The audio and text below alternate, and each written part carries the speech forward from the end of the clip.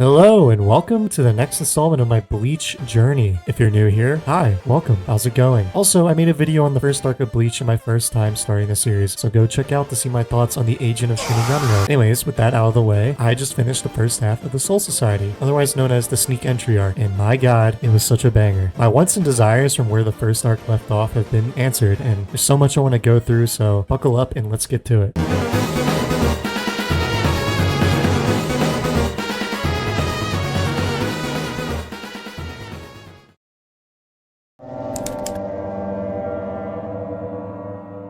We start off by picking up right where we left off and commence the rescue. Ruki is taken out of this arc and is put into a cell and later moved into the Repentance Tower. It's a nice change of pace as she guided the beginning of the story. Now we enter the unknown world of the Soul Society. The crew enters through the gateway and Uryu almost bites the dust immediately until Chad saves him because he's the GOAT. I had no idea that the transportation between the worlds would be this intense, but hey, it's a cool idea. The Soul Society looks neat with the Heian period Japanese architecture. It's pretty cool, but this mixed in with the liminal space sizing of everything, it makes a really unique setting. And the first hurdle that our crew faces is entry into Stormvale Castle, so they have to beat Margit to get by. No, but in all seriousness, they have to fight a gatekeeper who is this funny little monkey guy. I love him because he got sad when his weapons ended up getting damaged, but Ichigo beats the guy in the duel, and he's pretty chill, so he lets them pass on by. But that would be too easy. So then one of the Gotei 13 comes to thwart them, Gin Ichimaru. So I guess this is the perfect time to focus on the meat and potatoes of this arc and go over the Gotei 13.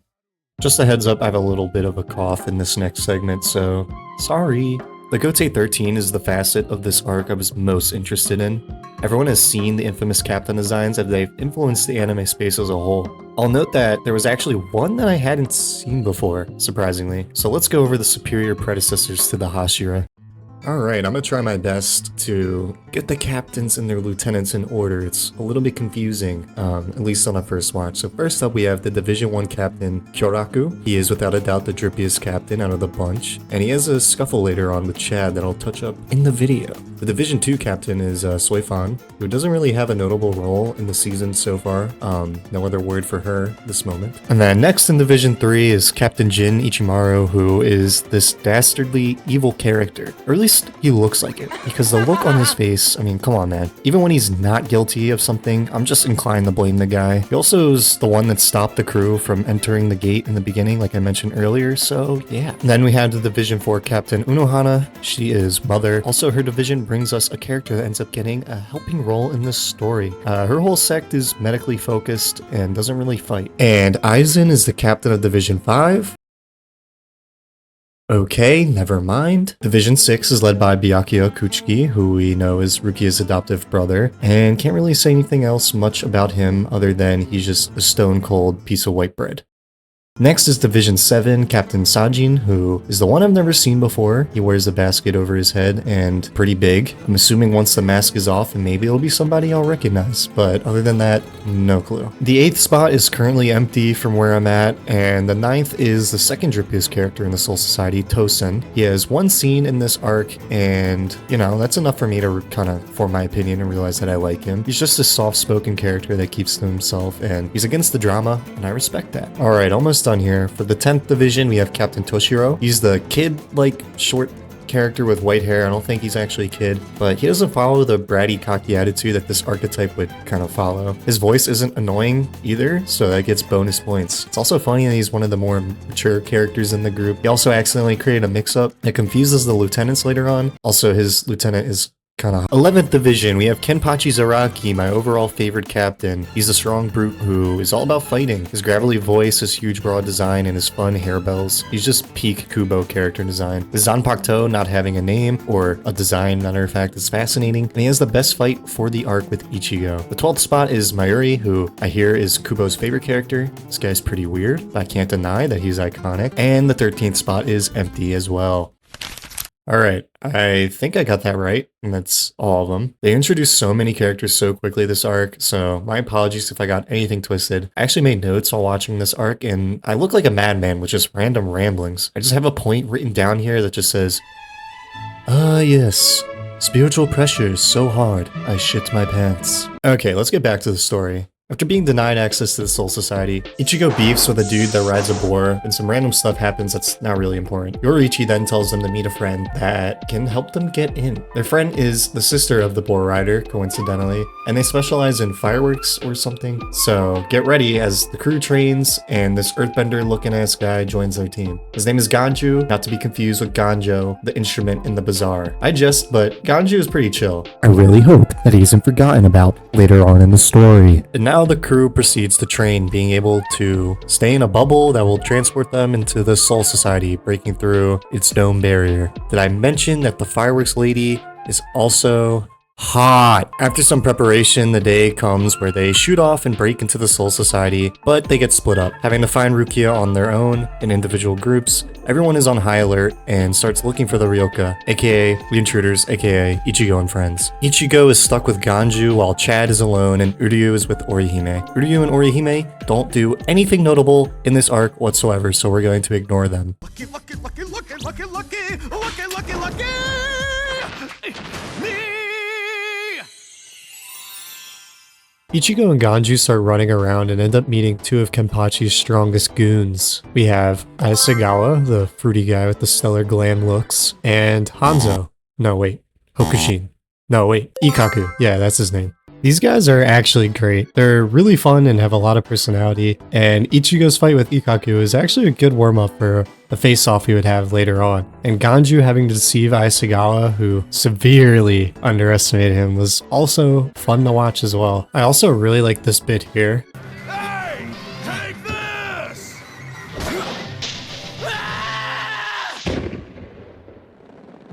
I don't know, it made me chuckle. At this point in Bleach, the comedy is starting to hit more and more now that the characters are solidified and have their own dynamics. Throughout Team Ichigo, wandering in the Soul Society, we get glimpses of Rukia sitting there, all sad, a lot, as well as some immersive world building on what's going on with the Gotei 13. During these scenes, we get to see Hanataro, who is previously mentioned. He's a Squad 4 member that wants to save Rukia. He can't fight, but ends up running into Ichigo and Ganju and follows them to help guide them to where the Repentance Tower is. Which, like, guys, come on, it's the giant tower. It's fine though, because Hanataro is more than just a guy. He's a plot device to let Ichigo fight more than one fight because he's a healer. Yeah, so this basically means that Ichigo has an excuse as to why he can fight Ikaku, Renji, and then Kenpachi all in one arc.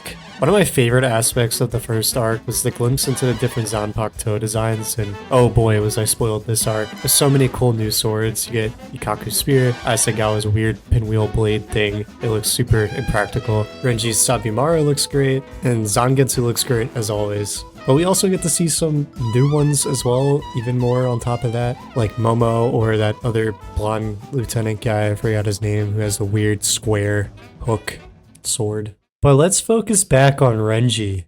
Renji takes his first L and will continue to lose from here on out. This fight was honestly just kind of boring. I can't even blame it on the slower animation. My main problem was that the fight was interrupted by this dumbass flashback sequence recall thing where Ichigo is losing and getting whooped, big surprise, and he's struggling to face Renji's cooler sword. He then proceeds to think back on Urahara's training, and this flashback scene is like over 5 minutes long where Urahara is just yapping about how you have to look at your opponent's moves and find an opening in their string of attacks, which is like, duh, yeah, it's just common sense. I played Dark Souls before. But after this long ass flashback, Ichigo waits for Renji to do his combo with 3 moves. That's it, just 3 moves. And he moves in for a counterattack, just for this dude to do an overhead attack, screaming at Renji, just for him to step out the way. And I mean like literally step out the way, like a 1 frame, like he was there and now he's not in the way because, you know, come on, look at this attack, dog. Look at my goat. I don't know if this was intentional, but like, it's literally just a single frame movement out of the way. Like it's so disrespectful. And Ichigo has the gall to be like, what? How did you dodge that? And then he just starts crying and throwing a hissy fit. And then he's like, I followed Urahara Sensei's advice 1 for 1. And then I don't even know. The battle was just so improv, but also like 2 moves the whole time. So, like the comments warned me in my last video, Ichigo's plot armor continues and allows him to win against Renji after a truly embarrassing scene. And then Renji is left crying on the floor like a loser. And Ichigo's like, if you truly like Rukia, then you should help her like I am, you loser. And then he wallows in shame.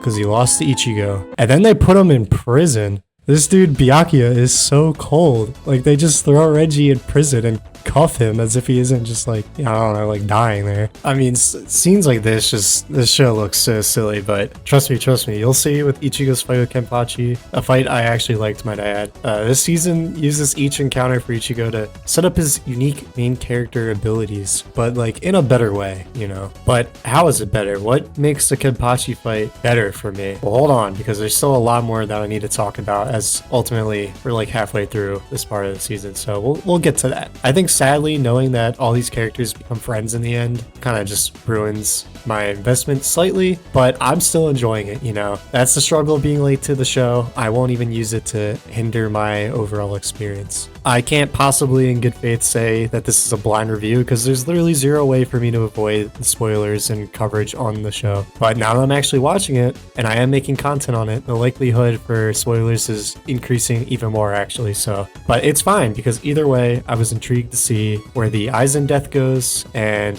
even though I know he's not dead, oh right, yeah, Aizen's dead, or that's what the show wants us to think. This scene is obviously foreshadowing that some sort of plan is in motion to create disorder amongst the ranks and pin Mr. Ichimaru as the murderer. I mean, look at the dude. I don't care. He did it in my books regardless. This also leads to what I dub as the Momo crash out scene. Apparently this is one of the more hated characters in Bleach, or at least that's what some random dude on YouTube Shorts said. I thought it was really funny. She was screaming and lashing out and going for everyone's necks, and I mean literally everyone. I guess Aizen was the Makima we made along the way, because this girl was attached to him. Her performance here was actually good? Question mark? Or am I tripping?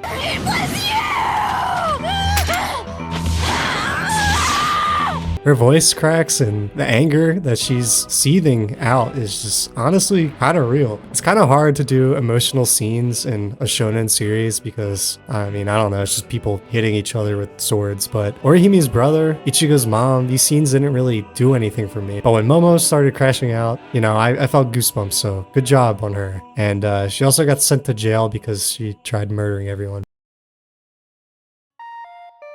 Wait, who? Who is that? Oh my god, is it Chad? Yay! We finally get some Chad time. And this is that other quote-unquote fight that I brought up earlier. But yeah, this video is kind of all over the place and the pacing kind of is weird and doesn't make sense. But I'm just going in the order of how the show events happen. So we finally get to see Kyoraku, who is pretty cool, might I add. But through this, we get to see Chad and Kyoraku fight and get a little bit of a Chad backstory. I say fight, but it is very one-sided. We get to see Cherry Blossom Boy in action here as Nanao throws petals down from the sky to add to his flair. Gotta respect the game. I really enjoy Kyoraku and Nanao's dynamic. They have some really fun back and forth dialogue. Chad runs into Kyoraku trying to find Ichigo, and unluckily for Chad, he gets pieced up with a rather quick matchup. It's a stark contrast as up to this point, we just see Chad running around wailing on random scrub soul reapers here or there. But during the scene, we finally get to see Chad's backstory. Chad's angsty comeuppance is very heartfelt. We get to see his love for his abuelo and his regret for the rage-filled lifestyle that he had before meeting Ichigo. It's all great stuff. I love the bit where his name is finally touched upon, where it's literally because Ichigo just wanted to calm Chad, so it's stuck. This flashback also shows the iconic "call an ambulance, but not for me" scene. This is probably my favorite episode of the season, and you know, action isn't really a draw for me at the moment, so I'm happy to see more of the characters and their backstories. It's also cool to have a Hispanic anime character other than Goku. And now, the moment you've all been waiting for, the Kenpachi fight. Yeah, it was very much worth the wait. The sequence is very enjoyable. While it's not the event that ends the sneak entry arc, it outshines all the other moments in this season. Like I said before, Kenpachi stole the show for me on a first glance, and his indomitable fighting spirit is just so fun to watch. I really want to play a fighting game as him, and until that Bleach game comes out, I guess Nagiriyuki will have to do. We get our first taste of spiritual pressure here, and the effects rule. Zaraki's spiritual pressure, even more so. The black screen tear and noise makes it feel like your TV is being ripped apart, opening a gateway to the Soul Society itself. With this difference in spiritual energy, Ichigo is unable to leave a mark on Kenpachi, and I mean literally, he can't do anything to him. It's kind of a hard thing to gauge, because like how big of a gap does there have to be for this effect to happen? Anyways, it's better just to not think about it. Ichigo gives it his best shot, but ultimately it wasn't enough. So insert main character power-up sequence. We cut to Ichigo's headspace as he has a chat with Zangetsu. The soundscapes here are so well done, and when Zangetsu walks by, the noises tickle my brain. Ichigo then has to overcome a trial to earn back the respect to wield Zangetsu properly. This basically makes Ichigo the antithesis to Kenpachi, a man who doesn't even care to ask the name of his sword or use the powers that his sword could lend him. Ichigo comes back basically revived after having Zangetsu become a tight homie, and Ichigo can finally damage Kenpachi now as their gap in spiritual pressure has decreased. Ichigo is just throwing blows sloppily, and Kenpachi just takes all the hits, getting brutally cut up. In hindsight, the outcome to this match would have ended up very different if Kenpachi didn't just take all these blows for no reason. They fight some more until they decide to go battle and finish it all in one clash. Kenpachi removes his eye patch, showing that he isn't blind in the eye, but uses it as an inhibitor to feed off his spiritual energy, basically handicapping himself. So now that he's juiced up, Kenpachi is emitting this cool piss yellow aura, and they go for the strike. And Ichigo loses.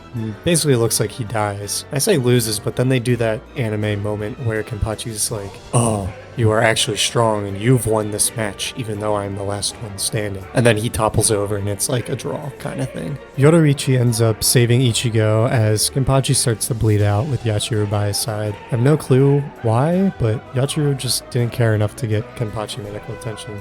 So it makes it seem like that he just bleeds out and dies while he doesn't, but I don't know. We then get a flashback of the first time Kenpachi first meets Yachiru, and we get blessed with some skinny Kenpachi imagery. This flashback is pretty good. I like the comeuppance of how they got their names, basically how they gave it to themselves. And it was a nice cap off to the fight beforehand. And after recollecting, he ends up wondering if he should ask Zanpakuto its name, or if that would be too hypocritical. And we're getting there. We are almost done with the sneak entry arc. There is one final event that occurs in this season that caps everything off. But yeah, that fight was highly enjoyable. I gotta say, one of the highlights for me was just Kenpachi chasing Ichigo as he's running around this weird maze-like corridor, and them trading blows every now and then, and Ichigo just completely distraught because he's unable to do anything. Obviously, we have the Zangetsu. Do you know why I hate the rain scene? And that's pretty great. Overall, it was just kind of a nice culmination in a pretty short encounter. And I gotta say, it's been a while since I've seen a shonen protagonist that's this overpowered or favorited. Ichigo literally just beat the so-called strongest captain after only like half a year being a Soul Reaper. He's literally leveling up at such a rapid rate this arc that he's literally going toe-to-toe and beating people who have devoted their lives to being a Soul Reaper. It's kind of the only gripe I have with the series, and I get that it's more of a subjective taste, as I don't really know how many more times I can see Ichigo do a speed training session learning 10-year master skills in 3 days. But an OP main character is only something I enjoy when the series isn't really about the fights themselves and are more comedic. So I'm hoping going forward that the battles have more stakes to them, as literally every encounter just evolved into Ichigo last minute finding the strength to win. I mean, it's a shonen battle series after all. The fights are what I'm here for, so hopefully the matchups become a little more interesting. Who knows, maybe after this arc things will change up. I know that Ichigo and his crew befriends the Soul Society later on, so that could have been a factor as to why the fights have been not as intense. Also, another thing I've noticed is that literally every fight consists of somebody's Zanpakuto just breaking in half. I don't know why, that just makes me chuckle, but literally every fight just ends with somebody's sword being broken.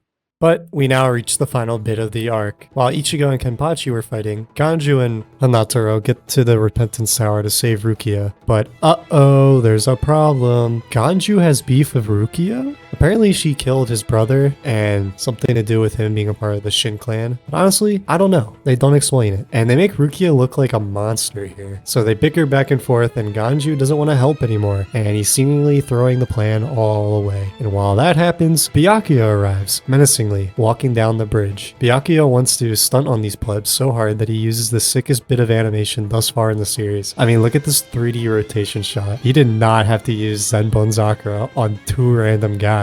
And while all this is happening, Ichigo is bandaged and wounded yet again for like the 4th time, and he wakes up in a cave with Yoruichi, who saves him. Then we get the greatest reveal in all of anime history. Yoruichi finally transforms into her real form. Finally, my questions are answered. We as viewers have won. Ichigo then gets given the wing arm device thingy, that he uses to take them out of the cave to go save Rukia. There's also the scene of Yoriichi yelling at Ichigo to give her the creepy mask, and it was low-key unnerving. I don't know why, just the way that Yoriichi just snaps at Ichigo. I don't blame Ichigo for that look, honestly. Ichigo then flies over and squares up with Byakuya on site. He says hi to Rukia, acting all nonchalant, and they exchange words since it's been a minute. And Rukia's confusion is very funny, because now she's seeing Ichigo, who looks like he has been training and fighting as a Soul Reaper all his life, but it's only been like a couple of weeks. He's changed so much in the time that it feels very weird. Then the show leaves us on a cliffhanger with Byakuya